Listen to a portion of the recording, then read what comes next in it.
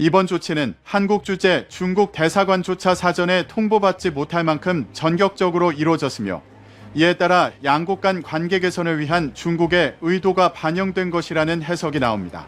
다들 엄청나게 정신없는 요즘을 보내고 계실 것 같습니다. 정신이 없는 건 우리 국민들뿐만은 아닌 것 같은데요. 한국의 계엄 사태 이후 최근 세계 동향이 심상치가 않아 보입니다. 처음에 이 상황이 터진 뒤에는 세계 여러 나라들이 한국의 여행 비상 경보를 발령하면서 자국민들에게 한국 방문을 자제해달라는 요구가 상당히 많았거든요. 여기도 제목 보시면 계엄 풀렸지만 한국 방문 자제, 미, 영 등 각국 주의보, 경보 발령, 이렇게 아래 기사 내용들도 보시면 4일 영국 외무부는 한국에 대한 여행 경보를 발령했다. 주한 영국 대사관은 SNS를 통해 외무부에 공지를 주시해달라 자국민들에게 얘기했고요. 또 미국 국무부도 잠재적인 혼란 가능성을 염두에 두어야 한다. 시위 지역을 피해라. 이렇게 경고를 했어요. 미국과 영국 같은 선진국들 말고 세계 여러 나라들도 한국에 대해 조심하라면서 여러 의견들을 내비쳤는데요. 또 보시면 싱가포르, 우크라이나, 이스라엘 이런 나라들도 구체적 조치는 불확실하지만 향후 발표에 유의해달라. 꼭 필요한 경우가 아니면 방문을 재고해라. 이렇게 얘기를 했어요. 야, 이거 근데 우크라이나나 이스라엘 같은 경우는 지금 전쟁 중인 나라인데 우리에 대해 이렇게 얘기했다 싶을 정도로 한국의 상황이 지금 녹록지만은 않은 상황이었던 겁니다. 그리고 또 여기 맨 아래 보시면 이 여행업계 혼란도 예상된다 이렇게 얘기를 했는데 여행업계뿐만 아니라 정상적으로 운영된 곳이 있을까 싶을 정도로 아주 혼란스러운 한때를 대한민국은 보내고 있었는데요. 그런데 원래 주식들도 저점일 때 들어가야 된다는 말이 있지 않습니까? 그래서일까요? 우리가 이렇게 혼란한데 슬며시 손을 내미는 나라가 있었습니다. 바로 중국인데요. 최근 중국이 전국이 혼란한 기회를 틈타 한국에 초대형 로비를 시작했습니다. 그리고 이 상황에 깜짝 놀란 미국이 한국을 향해 최고의 동맹국이라며 갑자기 우리에게 손을 내밀고 있는 상황인데요. 지금 우리를 둘러싸고 무슨 일이 일어나고 있는 것인지 오늘 함께 알아보도록 하겠습니다. 요 근래 며칠간 한국에서 벌어지고 있는 상황에 따라 해외에서 대한민국에 대하여 매우 크게 충격을 먹은 상황입니다. 그도 그럴 것이 선진국 반열에 오른 국가에 국민들의 의식 수준과 생활 수준까지 거의 탑급인 나라에서 쉽게 상상하기 어려운 일이 일어난 것이지 않습니까? 그래서 맨 처음에는 우리나라에 대한 해외 언론들의 반응이 상당히 부정적이었고 이제 한국은 완전히 큰일 났다 이런 반응들이 나왔습니다. 그런데 웬걸 한국이 의외로 굉장히 빠르게 민주주의가 회복된 증거들을 보이며 점점 안정적인 국가가 되는 것을 세계 여러 나라 사람들이 보고 깜짝 놀랐습니다. 예시를 들자면 끝도 없을 텐데요. 우선 계엄이 시작된 순간 우리 국민들은 벌써부터 국회로 달려나가는 겁없는 모습을 보였습니다. 계엄에 대해 안 좋은 기억이 있는 나라임에도 불구하고 어떤 상황인지에 대한 인지보다 나라를 위해서 몸을 사리지 않는 모습들을 여러 사람들이 보여주셨었죠. 또 상황이 지나간 이후에도 생업에 종사하는 동시에 각양각지에서 다양한 목소리들을 내시며 우리나라를 위해 진심으로 쓴소리를 내뱉는 많은 분들도 계셨습니다. 이런 식으로 21세기 들어 세계적으로도 유례를 찾아보기 힘든 가장 빠른 계엄 해제와 일상 복귀라는 상황까지 우리나라는 국민들이 직접 주도해서 만들어냈는데요. 물론 아직도 넘어야 할 산들이 많고 해결해야 할 문제들이 많긴 하지만 건조하게 딱 지난 일들만 생각했을 때 분명히 우리 국민들의 대응에는 문제점이 없고 아주 박수를 쳐줄 만한 행동들만 정확하게 했던 것 같습니다.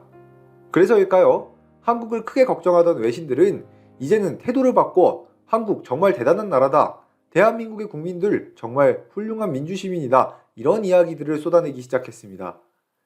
그리고 그 중에서 가장 빠르게 태도를 바꾼 나라가 바로 옆 나라인 중국이었는데요.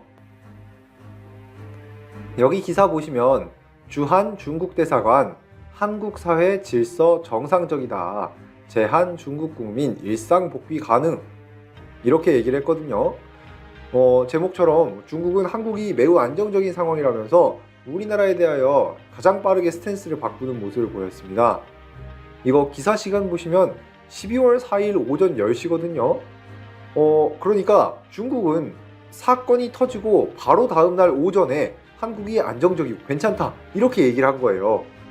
영국이나 미국 같은 나라들이 우리나라 조심하라고 하고 있던 시간에 중국은 우리나라 안전하니까 그냥 중국인들 거기 잘 있어라 이러면서 한국에 대한 신뢰를 아주 빠르게 보여주는 모습을 보였습니다.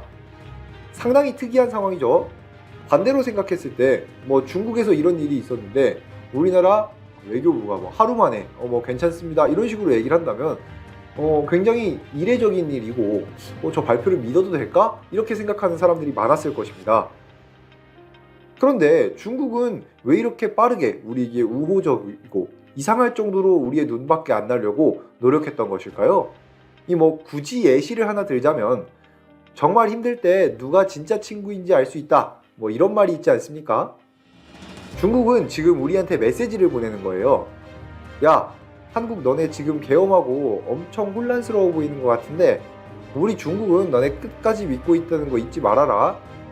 이런 식으로 다른 나라들이 한국 다 위험하다고 하고 있었을 때에도 점수를 혼자 왕창 따려고 중국이 수를 썼던 것입니다.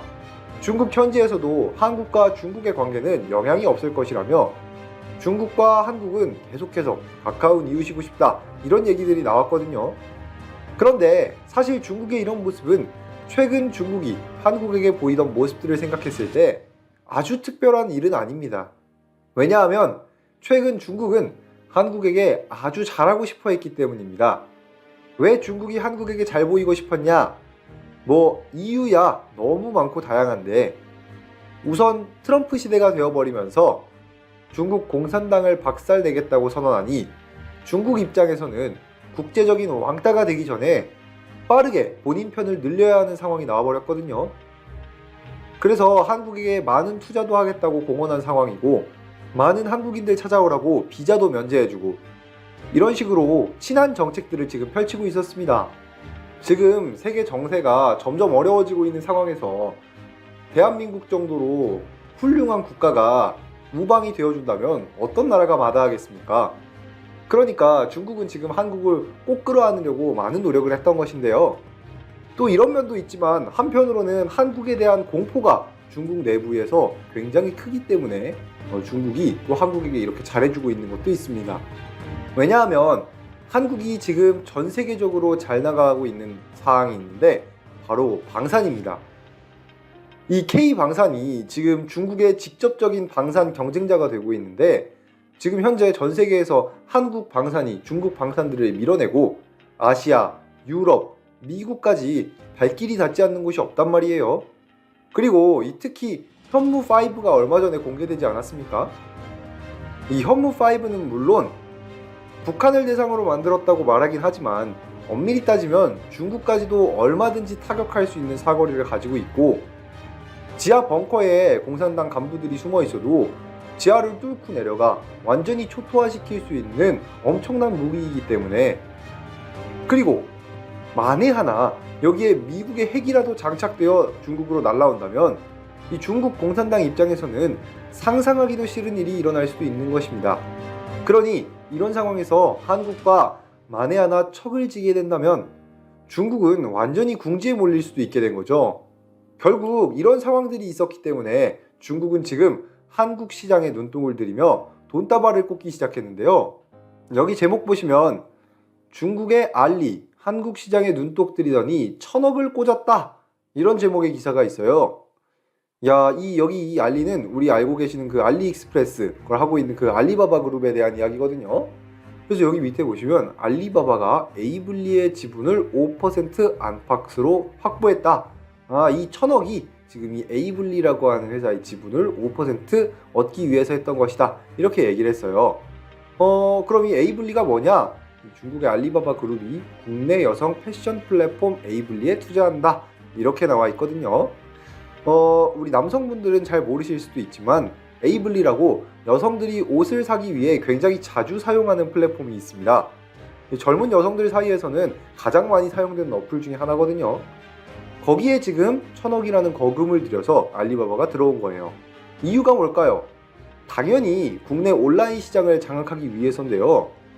이게 아무래도 테무나 알리 같은 중국산 플랫폼들은 이미지 자체가 중국산 덤핑 물품들이 쏟아져 들어오는 느낌이고, 이 국내 시장에선 결국에 긍정적이지 못하다는 이미지가 굉장히 팽배한 상황이거든요. 그래서 어느 정도까지 성장한 다음에는 이후의 성장 동력에 굉장히 한계가 있는 상황이었습니다. 그런데 이 에이블리는 국내 회사니까 여기를 잠식한 다음에 들어온다면 상황이 지금이랑은 상당히 달라지겠죠. 그리고 이 에이블리가 그냥 단순한 회사가 아니라 굉장히 큰 회사입니다.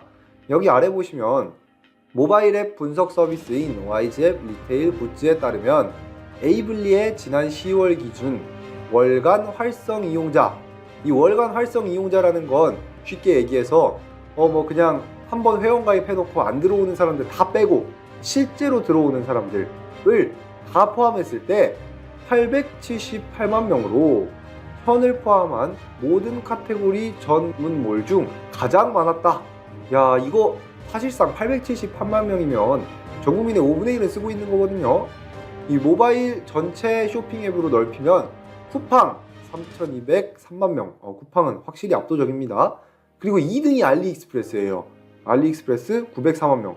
그 뒤에 3등이 878만 명인 에이블리다. 자, 그러면 이 알리익스프레스가 지금 쿠팡에 이어서 2등인데 3등을 이렇게 먹으려고 하는 이유는 뭘까요?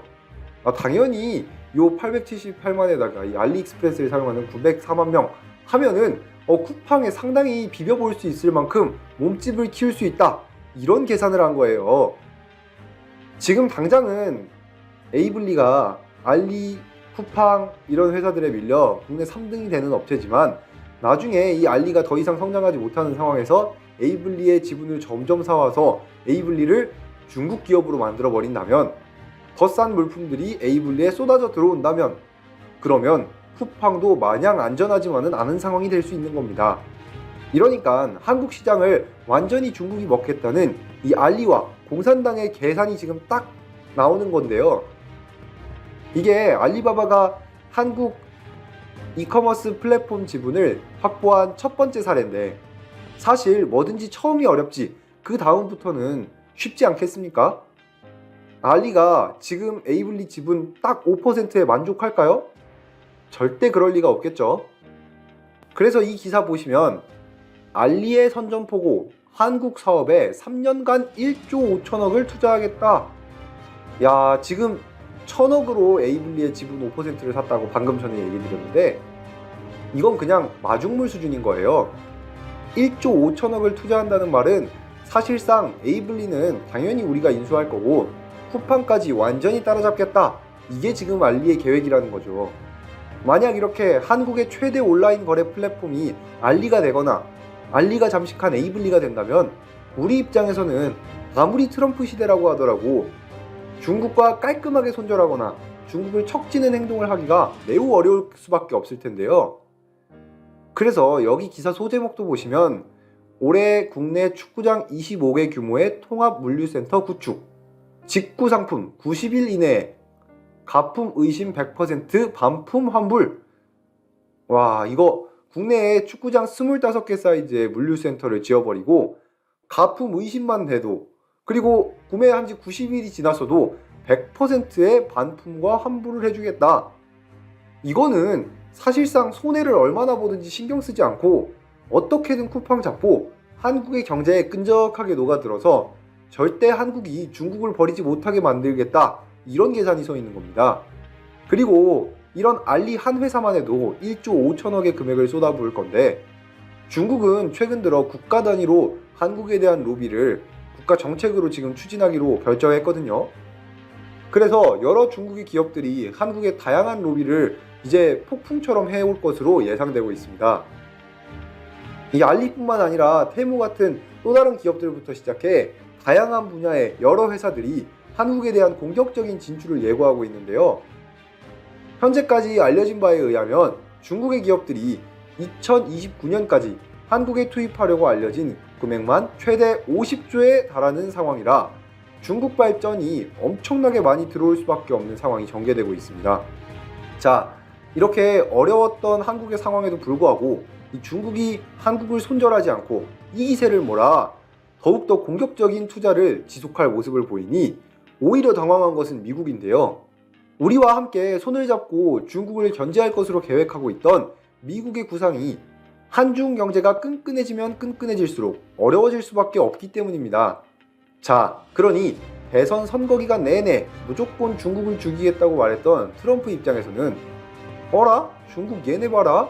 이거 늦게 손 쓰면 큰일 나겠다, 이런 생각이 들었겠죠. 그래서 이 타이밍에 우리는 이 트럼프의 최측근 이야기로 이번 상황에 대한 트럼프의 생각을 알 수 있습니다. 자, 여기 보시면 계엄에 방한 무산된 트럼프 측근 내년에 한국 방문 기대. 자, 그래서 여기 이분이 누구시냐? 누가 트럼프의 측근이었냐? 여기 옆에 지금 트럼프랑 같이 얘기하고 있는 이분 계시죠? 이분입니다. 이분은 누구냐?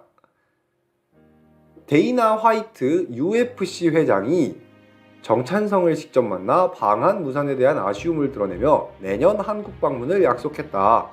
세계 최대 종합격투단체 UFC를 이끄는 화이트 회장은 도널드 트럼프 미국 대통령 당선인과도 가까운 스포츠계 최측근으로 분류되는 인물로도 꼽힌다. 자, 이거 여기 나온 이 데이나 화이트, 이 사람이 예전에는 그냥 UFC 회장이었는데 이 트럼프가 당선된 이후에는 트럼프랑 만약 친했다, 그러면 이제 상당히 얘기가 달라지죠. 지금은 미국 스포츠계에서 가장 강력한 입지를 가지게 된 사람입니다. 이 사람이 트럼프랑 20년 넘게 친구였거든요. 아주 오랫동안 트럼프를 진심으로 지지하던 사람이었고, 그래서 트럼프도 이 사람을 적극적으로 활용해서 다양한 외교 분야에도 지금 사용을 하고 있는 상황입니다.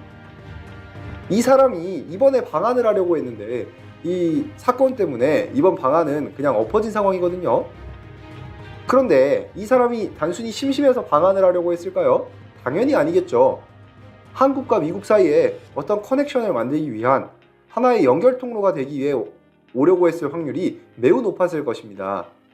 물론 이번엔 상황이 어려워서 엎어졌는데 이 데이나 화이트 회장이 직접 밝히기를 한국에 간다는 건 너무 기대되는 일이다. 내년엔 한국에 갈 것이다. 그때 여러분들을 만날 수 있길 기대한다. 이렇게 우리에게 지금 말을 남겼어요.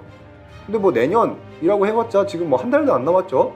사실상 내년 1월에라도 다시 찾아오겠다, 이런 얘기예요. 자, 그러면 그냥 안 온다고 해도 상관없는 이 데이나 화이트는, 이 트럼프는 왜 이렇게 급하게 한국에 계속 오려고 할까요?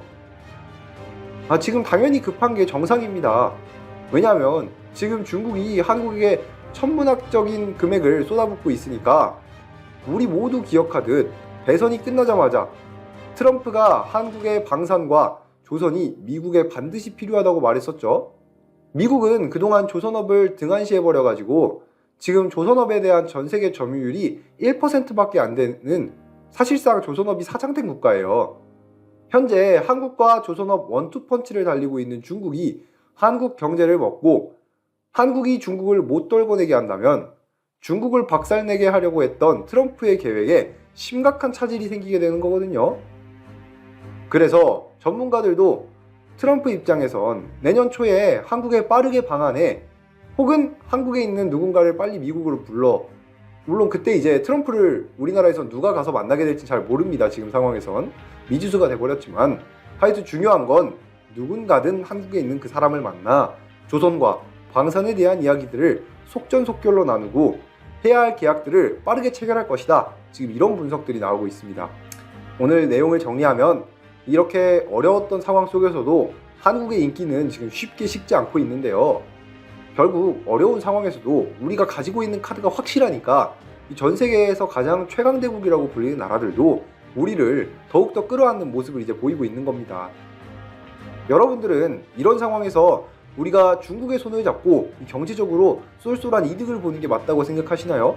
아니면 우리의 오랜 동맹국인 미국과 트럼프의 손을 잡아 중국을 같이 견제하는 데 힘을 보태야 한다고 생각하시나요?